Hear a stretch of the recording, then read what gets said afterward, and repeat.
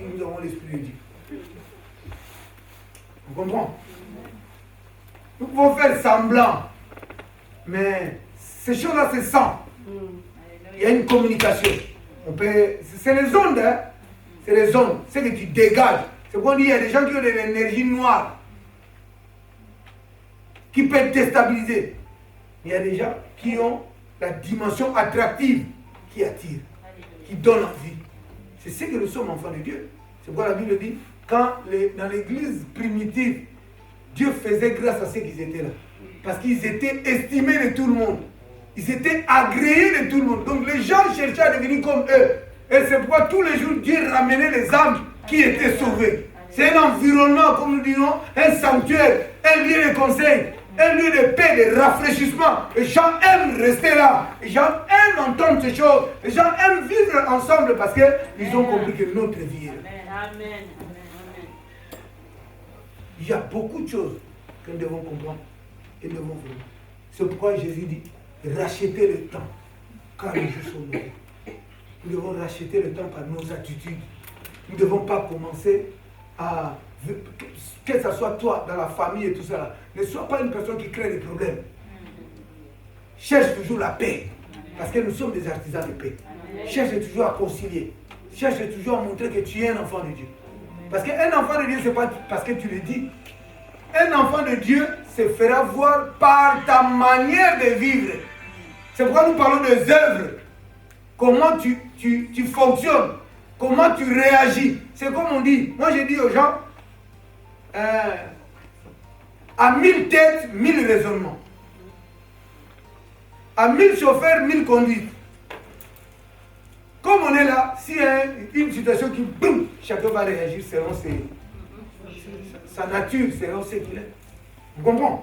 Mais ici, nous voulons réellement comprendre. Ce n'est pas en vain que nous venons ici. Nous quittons la maison. Nous venons ici pour comprendre qu'est-ce que Dieu veut. Comment je dois cadrer ma vie. Comment je dois fonctionner. Comment je dois être. Alors, cela demande le discernement. Tu dois discerner pourquoi je suis chrétien. Qu'est-ce que je bénéficie. Comment je dois fonctionner. Comment je dois être. Ça change. Parce que premier enseignement, Jean-Baptiste qui était venu préparer le chemin, il a prêché seulement la repentance, le changement de mentalité. Et Jésus est venu aussi dire, changez vos mentalités. Et même Paul, quand tu continues, dit quoi? Ne vous conformez pas au siècle présent. Soyez transformés par le renouvellement. Ce qui tue le monde aujourd'hui, c'est juste les mentalités. Et les choses du monde nous appâtent. Nous aimons ça, nous rentrons vite. Et des fois, nous faisons des choses que nous ne savons pas pourquoi nous l'avons fait. Mais nous l'avons fait. Mais alors que nous sommes dans ce temps de la fin, il faut qu'il y ait de retenue. Il faut que chacun puisse commencer à savoir qu'est-ce qu'il faut, qu'est-ce qu'il ne faut pas, comment s'aligner, comment se préparer. Parce que Jésus nous a donné des signes. C'est ce qu'on va lire ici. Pour comprendre. C'est pourquoi quand je parle de discerner, nous devons comprendre. Nous devons discerner le temps, nous devons comprendre à quel temps nous sommes. Vous comprenez? Voilà, pour ce que je disais, donc voilà, le fruit de l'esprit, le fruit de la lumière. Et lorsque nous parlons du fruit, nous voulons tout simplement dire que c'est les œuvres de la lumière. C'est la bonté, la justice, la vérité, sont là les choses qui nous concernent. Par là, nous comprenons que briller et briller selon Dieu, que lorsque nous mettons en pratique et fonctionnons selon son commandement, et son commandement est sa parole. Quand Dieu nous dit d'aimer Dieu avant toute chose, d'aimer son prochain comme soi-même. Il dit, il n'y a pas plus que l'autre. Toute la loi est accomplie dans ça. Tout ce que tu veux qu'on fasse pour toi, fais-le d'abord pour les autres. Aimer Dieu en premier, bâtis ta relation avec Dieu, et après ton semblable. Et quand il dit aimer ton prochain, il y a une personne qui lui a posé la question, c'est qui mon prochain? Jésus lui a donné l'histoire que les gens parlent des bons samaritains. Il dit, il y a une personne qui a été dépouillée, on l'a tabassé. Mourant, agonie, par terre. Les hommes de Dieu ont dit, moi je vais d'abord servir Dieu. L'autre a dit, nous avec eux, on ne se parle pas. Donc je ne peux pas. Chacun, ils se font, et donc ils se sont fait, chaque personne raison, ils se sont fait des raisons pour justifier que nous ne l'aidons pas parce que, mais on dit un samaritain. Vous savez, quand on dit un samaritain, c'est une personne qui vit le mélange. Parce que les Samaritains étaient des Samaritains, ils avaient leur Dieu, leur manière de fonctionner. Mais quand le roi d'Assyrie est venu assiéger Jérusalem, c'est eux qui étaient venus là. C'est comme si Russie maintenant qui est en train d'attaquer Ukraine. Maintenant ils sont restés là. Maintenant pendant qu'ils restaient là, Dieu manifestait sa puissance par le lion. Maintenant ces gens-là avaient peur de mourir. Maintenant ils allaient dans les synagogues pour que les rabbins, ou pardon, ce temps-là il y avait les sacrificateurs, pour les enseigner la parole de Dieu. Donc ils faisaient, ils écoutaient la parole de Dieu, mais ils étaient aussi, donc ils avaient cette vie-là qui n'était pas vraiment correctement. Et Jésus a dit que cette personne-là a aidé.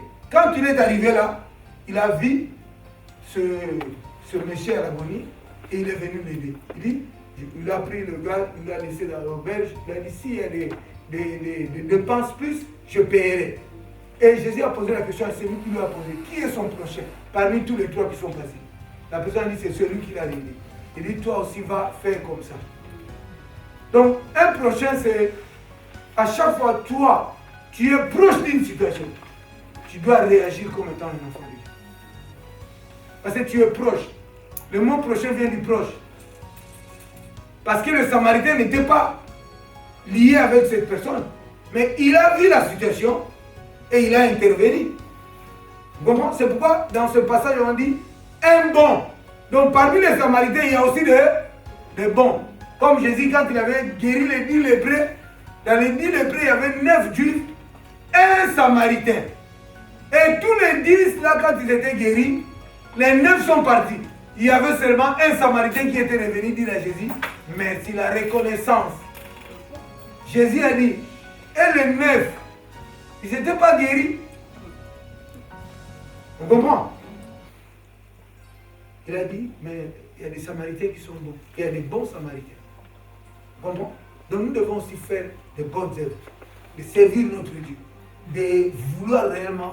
Parce que quand nous faisons là, nous ne sommes pas en train de banquer sur le banc de Vincennes ou de Noisy-Chassis. C'est quel champ là-bas? Le champ de Mars. Je ne sais pas si c'est quel champ. Il y a des champs, il y a beaucoup de champs ici. Il y a des Noisy-Champs, il y a des champs de Mars. Le champ de Mars, c'est tout refait. Mais l'autre là-bas, il y a Vincennes, il y a l'autre là-bas, Hermont et Bonne. Ouais, Beauchamp, oui, c'est ça. Donc voilà, il y a des gens qui banquent sur les chevaux là. Mais nous voulons banquer sur le cheval bien du Christ. Amen. Parce que nous savons que nous préparons notre vie éternelle. Vous savez, c'est aujourd'hui qu'on prépare le lendemain. Comprends? C'est pourquoi nous devons être éveillés, nous devons discerner. Nous allons voir comment Christ est venu nous parler ici. Regardons, ça c'est Jésus. Ça c'est Matthieu 24. Parce que ça je connais ça. Matthieu 24, je commence à partir du premier verset. Pour que nous puissions comprendre ça. Regardons ce que le Seigneur, je prie, parole du Seigneur. Comme Jésus s'en allait, au sortir du temple, ses disciples s'approchèrent pour lui en faire remarquer les constructions. Donc au temps de Jésus, il y avait des constructions, il y avait des choses aussi que les disciples ont voulu voir comment. C'est la modernisation, l'évolution, hein? Mais regardons la réponse de Jésus pour dire quoi. Il dit quoi? Mais il leur dit, voyez-vous tout cela? Je vous le dis en vérité, il ne restera pas ici pierre sur pierre. Donc tout sera renversé. Il sera qu'il ne soit renversé. Donc c'est quoi? Tout ce que vous voyez là, rien ne restera sans être renversé. Tout sera renversé. On comprend? Quand les gens, il faut voir tout ce que le monde fait, la modernisation et tout ça là, c'est des choses limitées, comme j'ai dit, il y a un temps. Jésus a dit tout sera renversé. Il assis sur la montagne des Oliviers et les disciples veulent en particulier lui faire cette question. Dis-nous, quand cela arrivera-t-il? Parce que quand Jésus a dit tout sera renversé, les disciples ont compris que c'est la fin. Quand Dieu va venir, hein, chambouler tout. C'est pourquoi on dit quoi? Il viendra ébranler. Vous comprenez? Et maintenant, les disciples lui posent la question, ça serait quand? Et maintenant, regardons ce que Jésus est en train de dire. Et quel sera le signe de son avènement et de la fin du monde? Donc, les disciples posent la question à Jésus pour qu'il puisse comprendre quand est-ce que ça sera la fin et quels sont les signes de l'avènement du Christ. Parce que Christ, avant la fin du monde, l'église doit être enlevée. C'est là où nous parlons de l'enlèvement. Donc, c'est-à-dire que quand l'église sera enlevée, pour ne pas, Dieu veut épargner l'église. On comprend? Et c'est important que nous travaillons dans nos vies, parce que si nous ne travaillons pas, quand il viendra enlever, c'est là où il y a des problèmes. Parce que nous ne savons pas le temps, nous ne connaissons pas. C'est pourquoi nous ne blaguons pas avec toutes ces choses. Ce que nous voyons dans le monde aussi, ce que nous voyons aujourd'hui, même si vous voulez, les problèmes de Russie et tout ça, tout est écrit. Mais seulement nous, les enfants de Dieu, nous n'arrivons pas à faire cas. On vit comme ça, comme des gens qui nous... Non. Les livres là que vous gardez là, vous sortez avec ça sans lire. Vous allez seulement là, il y a d'autres personnes qui me mettent sur la tête quand tu veux dormir. Parce qu'il y a une puissance, il n'y a rien du tout. La puissance, c'est quand tu crois.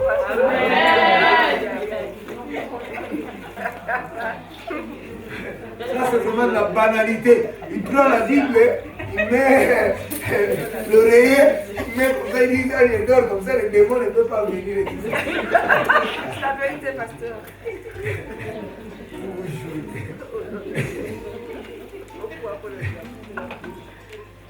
Voilà. Et regardons quand le disciple lui pose la question, il dit, il ne restera pas ici, pierre sur pierre, qui ne soit renversé. Il est assis sur la montagne des Oliviers et les disciples viennent lui, en particulier, lui faire cette question. Dis-nous, quand cela arrivera-t-il? Et quel sera le signe de ton avènement? Il dit de ton avènement et de la fin du monde.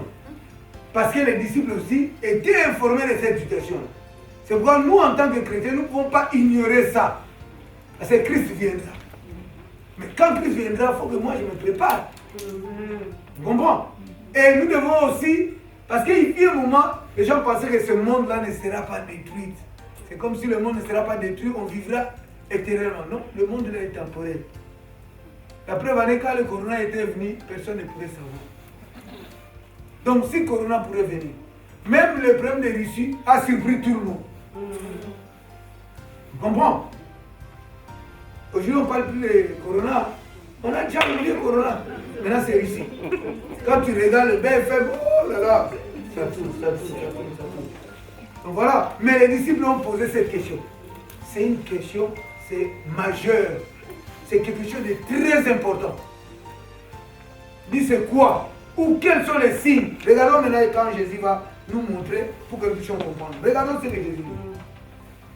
Jésus leur répondit, prenez garde que personne ne vous séduise, car plusieurs viendront sous mon nom, disant, c'est moi qui suis le Christ. Et ils séduiront beaucoup de gens. Vous entendrez parler de guerre et de bruit de guerre. Gardez-vous d'être troublés. Car il faut que ces choses arrivent, mais ce ne sera pas encore la fin. Une nation se lèvera contre Ricéa. Vous avez dans mon Bible là, comme je vous dis, vous marchez avec ça. Mais vous suivez toujours BFM.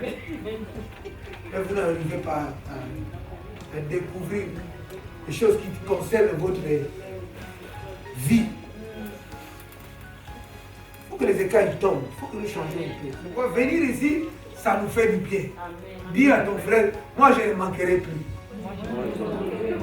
Parce que ça me fait du bien. On dit, une nation se lèvera contre une autre. Et un royaume contre non, un royaume contre un royaume. Et il y aura en divers lieux des famines, c'est ce que nous voyons aujourd'hui. Des famines, des tremblements de terre. Je ne sais pas si vous savez, il y a des tremblements de terre. Donc ça, c'est des signes qui montrent ce sont des signes, ce n'est pas la fin, mais c'est le commencement. Donc, le tremblement de terre.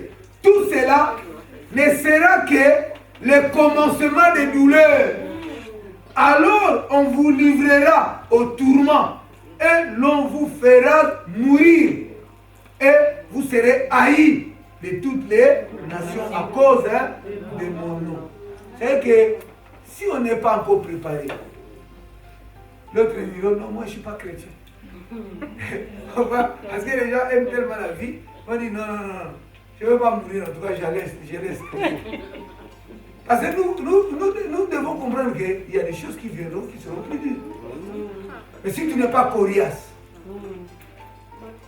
c'est pourquoi les gens doivent connaître ce qu'ils sont. Nous ne sommes pas n'importe quoi. Mais sache-le que tout ce que le monde peut planifier, nous sommes dans la main de Dieu. Amen. Tout ce qui est dans le creux de sa main, personne ne peut. Amen. C'est pourquoi avant que tout soit là, quand on nous parle des fléaux là d'Apocalypse, nous ne devons pas avoir peur parce que Dieu va enlever son église. C'est pourquoi il est important que nous puissions arranger nos vies. Réglons ce qu'il y a à régler. Arrangeons nos vies. Fonctionnons correctement. Servons Dieu. Amen.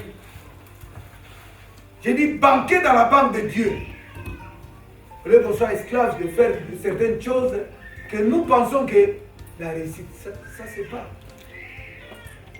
Parce que tout passera. Tout passera. Et les signes des temps sont là. C'est vrai que nous ne sommes pas encore à la fin. Mais les prémices. On commence à comprendre ça. Voilà ce qu'il est en train de me dire. Regardons.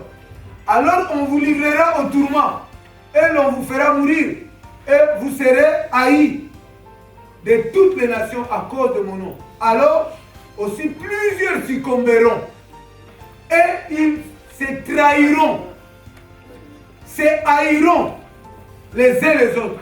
Plusieurs faux prophètes se lèveront et ils séduiront beaucoup de gens. Et parce que l'iniquité se sera accrue, la charité du plus grand nombre se refroidira. Mais c'est lui qui persévérera, vous comprenez?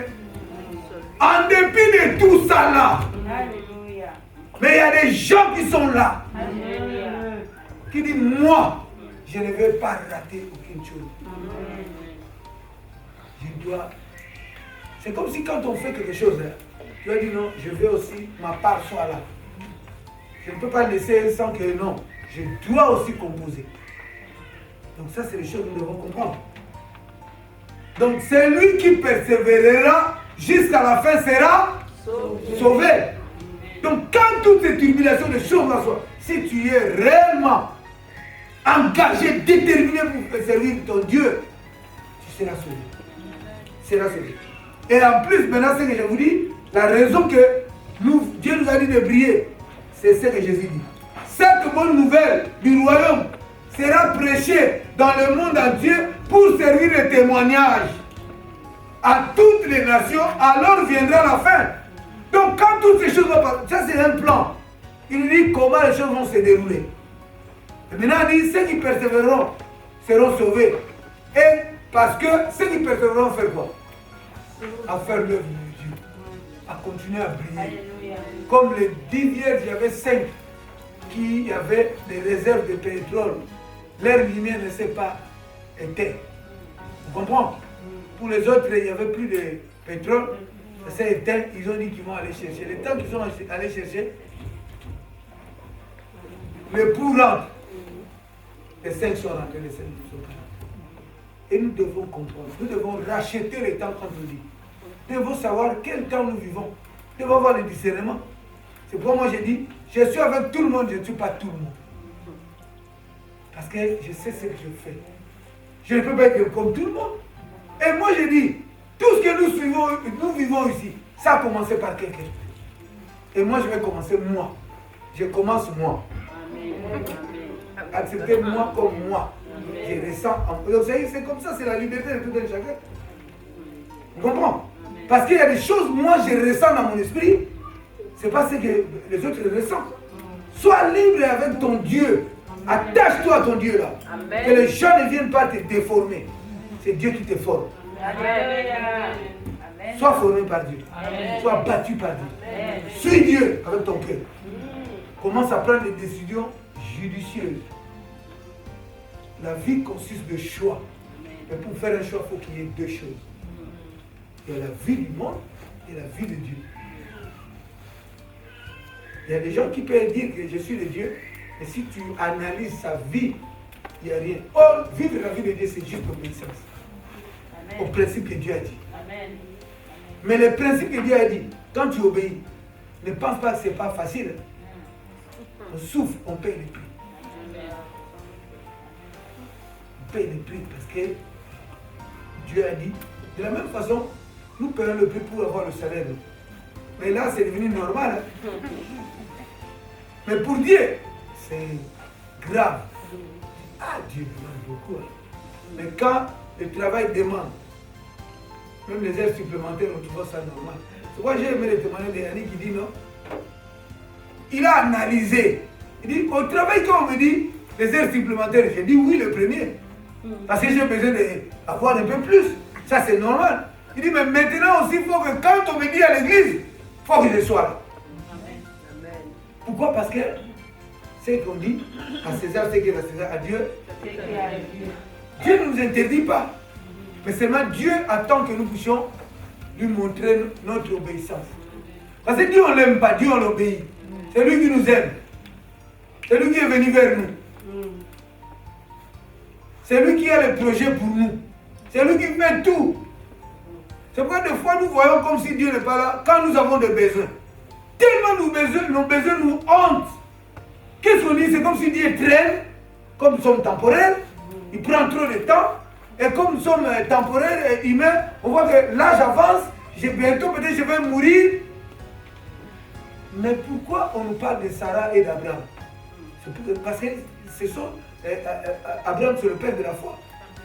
Donc ça veut dire que quand sa vie commençait, il commençait à devenir lambeau, il était en lambeau, mais Dieu a restitué. Qu'est-ce que nous pouvons dire quand nous lisons dans Osée? Il y avait des ossements. Il n'y avait même plus la vie. Mais Dieu a remis la vie. Dieu est capable. Job a tout perdu. A perdu tout. Dieu a remis tout. Plus que ce qui était avant. Dieu peut faire des merveilles, des miracles, des choses. Nous ne devons pas douter, nous devons réellement croire. Réagissons nos positions. Dieu est vrai. Il faut que Dieu soit vrai dans ta vie. Ce ne soit pas un Dieu de oui, que tu as entendu parler des gens, ou que tu dis seulement, mais tu ne vis pas. Décide-toi, bâtis ta vie, règle certaines choses, et tu verras la gloire de Dieu. Dieu a dit, mettez-moi à l'épreuve. Pourquoi on ne le met pas à l'épreuve? Nous ne le mettons pas à l'épreuve parce que nous savons que nous ne pouvons pas aussi. Nous savons que nous ne pouvons pas. Ce n'est pas que vous, même moi aussi je me bats. C'est comme Paul a dit, moi aussi je cours. Nous tous nous débattons. Mais maintenant, soyons vraiment aguerris. C'est pas facile, c'est qu'on est être chrétien, c'est pas facile. Mais maintenant, il faut être préparé mentalement pour trouver normal. Comme nous, le travail, on commence à trouver ça normal. Le travail est devenu normal parce qu'on vit sans ça. On ne peut pas vivre sans ça. C'est comme aussi la vie des choses de Dieu. C'est comme ça. C'est comme ça. C'est comme ça, nous devons capter, comprendre ça. Maintenant, il dit quoi? C'est pourquoi lorsque vous verrez l'abomination de la désolation dont a parlé le prophète Daniel, établi en lieu saint, que celui qui lit fasse attention. Vous comprenez? Et dans ça là, Christ nous envoie en Daniel. Or, Daniel aussi, quand il a prophétisé devant le roi, il a révélé beaucoup de choses. Et ces choses-là sont en train de faire aujourd'hui. Ce sont des choses qui sont en train de se faire aujourd'hui. Parce que quand Jésus a dit, il nous a renvoyé dans Daniel. Parce qu'il dit, quand nous verrons la désolation, quand on verra les choses. Et vous allez, Daniel a dit beaucoup de choses qui vont dans le... parce que Daniel l'a dit avant, Christ est venu régler seulement pour préciser par rapport à son avènement et à la fin du temps. C'est pourquoi il nous a renvoyé pour aller encore lire. C'est pourquoi il dit, c'est lui qui lit face à... Parce qu'il faut que nous puissions prendre ça au sérieux, ces choses. Si nous ne discernons pas, nous ne comprenons pas ce que nous sommes et dans quel temps, comment nous fonctionnons, c'est que nous allons commencer à faire être un enfant de Dieu, mais tu ne sais pas. Tu es emporté de tout vent de doctrine. Tu n'es pas fixé. Parce que beaucoup de gens, qu'est-ce qu'ils poursuivent? Des guérisons, des miracles, de la bénédiction, l'évangile de la prospérité. Mais les gens n'arrivent pas à lire. C'est que depuis qu'on a commencé sur les évangiles de la prospérité, tu verras que ta vie a toujours été là. Mais seulement les gens te rendent avec des promesses qui ne se réalisent pas. Tu comprends? Mais c'est la bénédiction de l'Éternel qui enrichit. Amen. Le prophète vient te bénir, vient te donner la parole prophétique parce qu'il sait qu'après tu vas libérer. Et ça, ce n'est pas un problème. On ne peut pas parler des hommes de Dieu, on ne peut pas parler des choses là. Mais ce qui est important, que nous voulons que nos vies soient bâties. Les serviteurs de Dieu sont appelés pour servir Dieu comme il se doit, mais nous devons comprendre, même nous, les hommes de Dieu, chacun rendra des comptes. Amen. Tous nous rendrons des comptes. Amen. C'est pourquoi chacun sache comment il doit les faire. Et même nous, chrétiens, chaque chrétien, tu dois comprendre, tu as des responsabilités dans ta vie. Ta manière de vivre, parce que chaque personne, comme la Bible dit, il est réservé aux hommes de mourir une seule fois, et après quoi viendra le jugement. Tous nous passerons. Tous nous passerons. Mais c'est important maintenant de commencer à limiter. C'est juste une question de décision. Tu dis non. Assez.